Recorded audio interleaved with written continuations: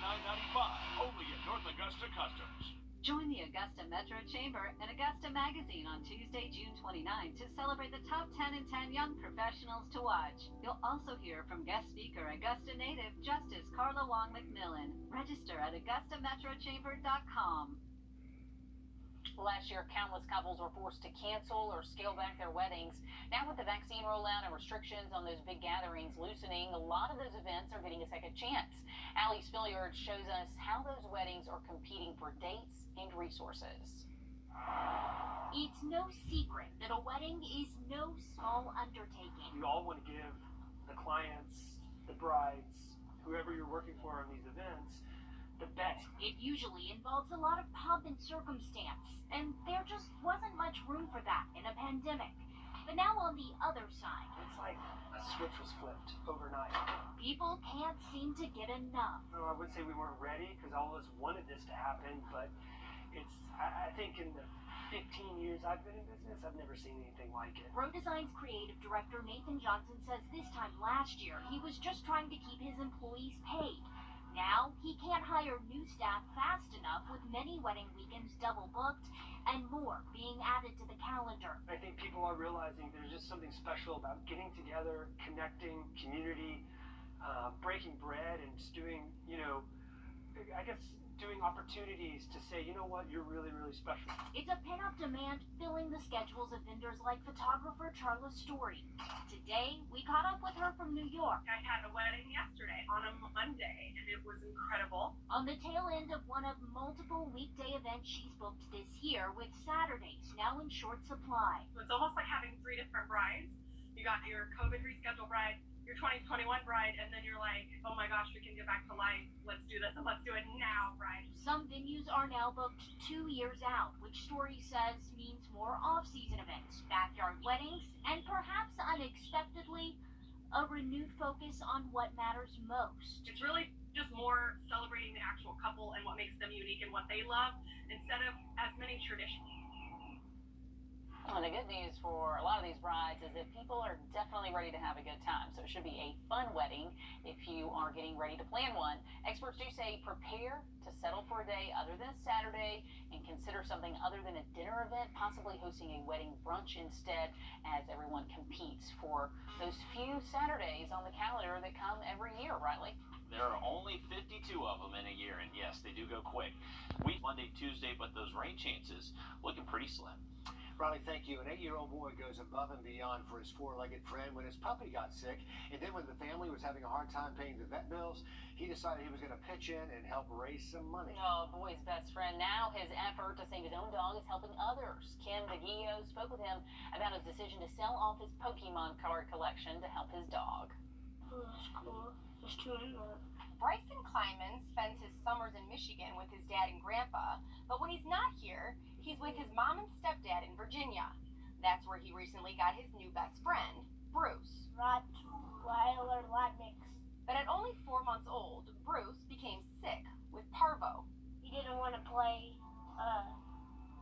one day, and then he started to get slower, and he didn't want to play. Parvo is a virus in dogs that can be treated if you act quickly, but multiple nights at the vet was going to be tough for Bryson's family to afford. That's when Bryson got the idea to sell his Pokemon cards on the side of the road to raise money for his best pal. People stopping, like going to the grass, like going this way, coming into our driveway.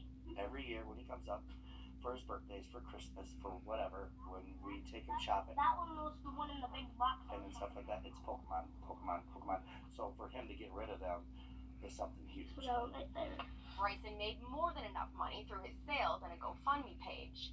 Not only was he able to save Bruce, but now he's helping other families going through the same thing. To use the other money on families' dogs when are sick and at the vet.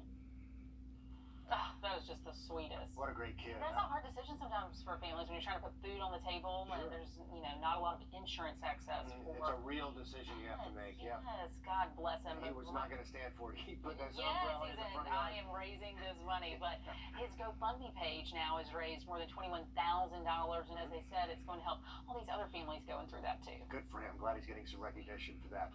Coming up, a woman bitten by a gator when she stands between the gate. Located off I-20 on Wheeler Road. Come feel the Augusta Gardens difference today.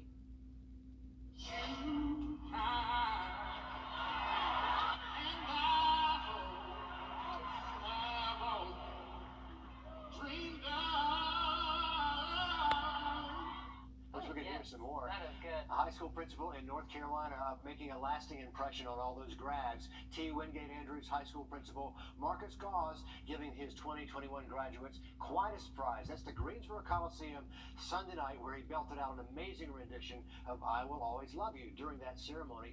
So the graduates and their families, of course, gave the principal a huge round of applause for that performance, one that will not be forgotten anytime soon. Oh yeah, that's one of those chill-inducing songs. You know, somebody hits that just right, and you get all tingly. Yeah, you do. And you know, the local principals, they get a bad rap, but they do love those kids, and I know he was sending a message to those kids and families. Such a sweet moment, especially after such a tough year. But man, what a voice! I gotta go Google this because I need to hear more. We want to hear more of that. We want to hear that. Riley, you can finish the song like you started earlier. I know those words, but I won't sing it for you. I won't put y'all through that. But that was very impressive. Definitely want to check out the rest of that. We are keeping an eye on Saturday just a little bit. 31 people now facing charges after a year-long investigation into a local drug ring. These are the mugshots of the more than 30 accused of involvement with a drug trafficking operation. The Richmond County Sheriff's Office says more than 20 sites were searched with more than 20 guns seized. Multiple agencies playing a role in this bust, including the Sheriff's Office, the GBI, as well as the FBI. Now, a couple of people are still wanted in all of this, in this investigation. Daryl Willingham wanted for possession of a firearm. Shamar Savage wanted for multiple charges, including possession of a cocaine, meth, and oxycodone with intent to distribute. There's a new round of conversations about gun violence between the Richmond County Sheriff's Office and some in our community. Last night, law enforcement sat down with local activists to talk about some ways to curb the number of shootings we're seeing spike in our area. Wrdw joining us live in the studio with some solutions on the table. Well, this whole conversation started because of the story we did 2 weeks ago about the rise in gun violence in Richmond County. Now, community leaders and the Richmond County Sheriff's Office are coming together to get back into the community.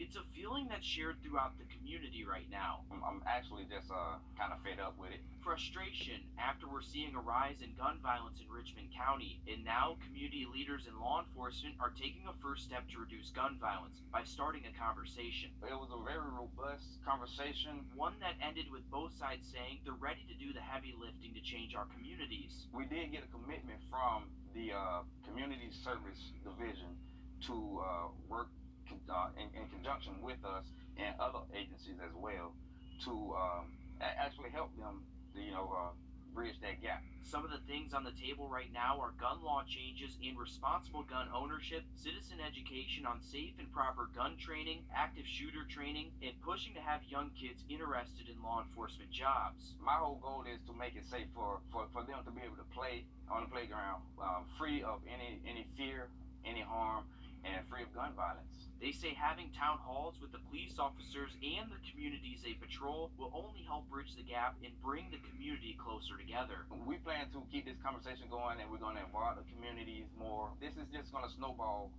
with this conversation, so we bring everybody to the table. And to help that relationship between law enforcement and the community, the National Action Network is hosting the Juneteenth celebration. This is an event for educating the community on gun violence and having law enforcement there in the community as well. Okay, well, thanks a lot. You know, it's never been an easy career, and as we know now, it is a tough time to be in law enforcement. Agencies nationwide and here at home are seeing record numbers of officers bailing on the business. Brady Trapnell shows us how Columbia County is working to get more men and women in uniform. Thomas Fredericks has worked in law enforcement for almost 20 years. Today's climate is different than anything he's seen. We just have to take it as it comes. We treat everybody with respect. I try to treat everybody like I want my brother or sister to be treated.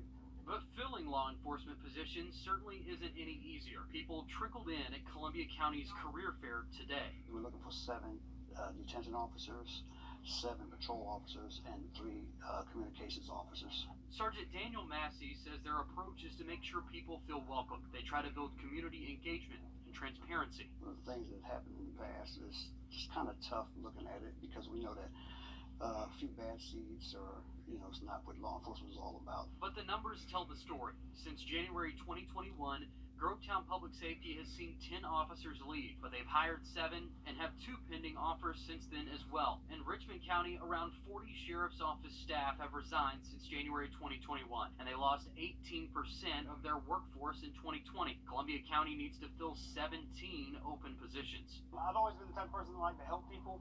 I felt like this was a job that gave me the opportunity to do that. And there are opportunities in law enforcement everywhere you look. If you want to help people and you want to make a difference in your community, then that's the thing to do. It's the job for you. Reporting in Columbia County, Brady Trapnell on your side. And Columbia County says they plan to do more community outreach events. They believe that will help more people learn about opportunities in law enforcement. Richmond County deputies are searching for this 15-year-old girl. She's been missing for 3 months now. Alazia Scott, last seen March 8th on Old Louisville Road. We're told she's gone missing in the past, and she's always been found before at hotels in Richmond or Columbia County. If you've seen her, if you know where she could be, call the sheriff's office. Meanwhile, authorities in Aiken County asking your help finding these 2 runaway teens. Both were last seen last month in Aiken.